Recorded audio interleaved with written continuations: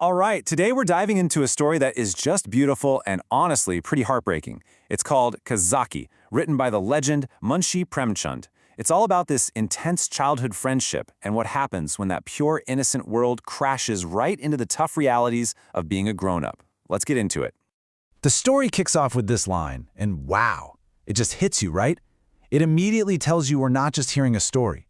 We're hearing a memory that's been etched into the narrator's soul for over 40 years. This isn't just some person who passed through his life. This is someone who fundamentally changed it. So who was this unforgettable person? In this first part, we're going to see how Kazaki, the local postal runner, became this larger-than-life hero to a little boy. So, Kazaki, he wasn't just some guy doing a job. The narrator describes him as a total force of nature. He was part of the Paresi community, and he's remembered as just being so cheerful, so brave, and bursting with life. You get this picture of a strong, handsome young man, basically a superhero in the eyes of a child. They had this little ritual, and it was sacred. Every single day, at 4 o'clock sharp, the boy would run out to the road, his heart just pounding, and he was listening for one specific sound, the jingle-jingle of the little bells on Kazaki's spear. That was the music that meant his hero was coming. And the best part of the day, the absolute peak, it was when Kazaki would just swoop him up and place him on his shoulders.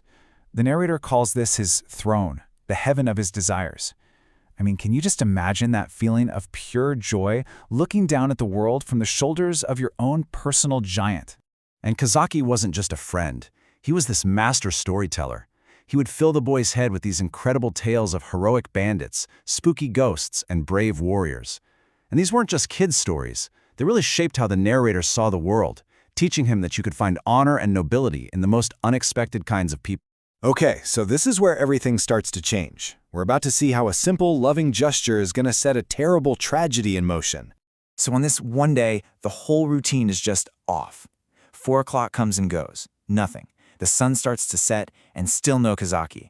You can just feel the boy's excitement turning into worry, and then into real fear as it gets dark. And then finally, he hears it, that faint, familiar jingle.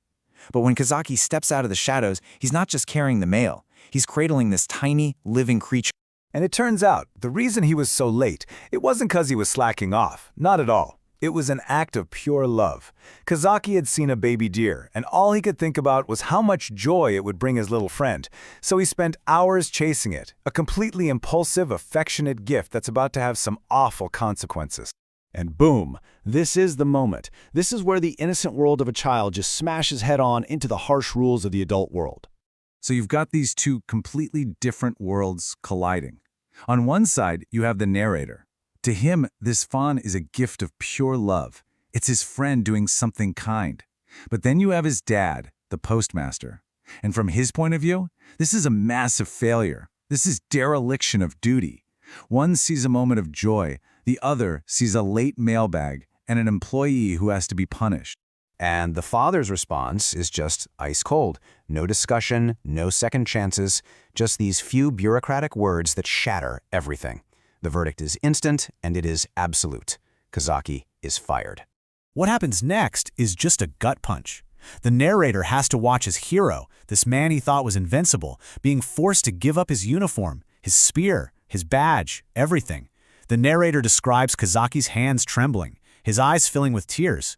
This wasn't just about losing a job, it was a public shaming, stripping him of his identity and his pride right in front of the little boy who adored him.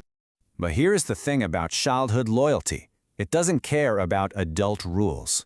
Even though the grown-up world has passed its cruel judgment, the narrator sees his friend is hurt, and he's not about to just stand by and do nothing. He's completely convinced that Kazaki is going to starve now, so he jumps into action.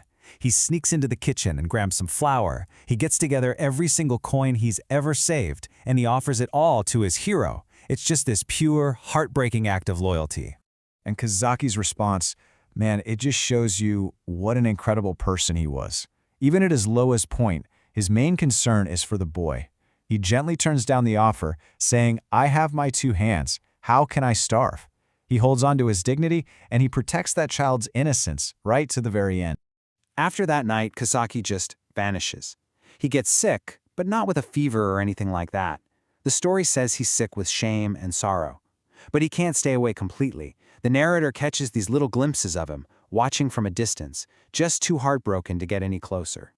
All right, so this brings us to the end of the story. And it's a real mix of joy and sorrow.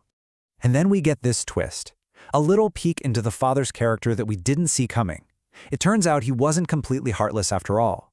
Days before, after his anger had cooled down, he had quietly filed the paperwork to get Kazaki his job back. His reason? His illness. This is the cure. And just like that, there's this moment of pure joy. Kazaki is back. He's thin, he's weak from everything that happened, but he's there. The narrator runs to him, and in this really beautiful, tender moment, Kazaki gets down on his hands and knees so the boy can ride on his back. He's still too weak to lift him up to his throne. Their friendship is back. So you think, okay, great, happy ending. But the story isn't done with us yet. Fate has one more cruel twist waiting. The fawn, Munu, the one who's become the boy's constant companion, sees a stray dog, and in that playful, innocent way animals have, he chases it out into the street. But out there, the dog turns on him, and in an instant, the fawn, the very gift, the symbol of the love that started this whole thing, is killed. The joy of Kazaki's return is now tied forever to the sorrow of this new loss. It's such a powerful, unforgettable ending, and it leaves you with a lot to think about. It really makes you reflect on those intense friendships from when we were kids, right? The ones that felt like they were our entire world. So, I'll leave you with this question to chew on. What childhood friendships have really shaped the person you are today? Thanks for joining me for this story. If it moved you, be sure to like, share, and subscribe for more dives into some incredible literature. Go ahead and hit that bell icon so you don't miss the next one, and join the discussion down in the comments. We'll see you next time.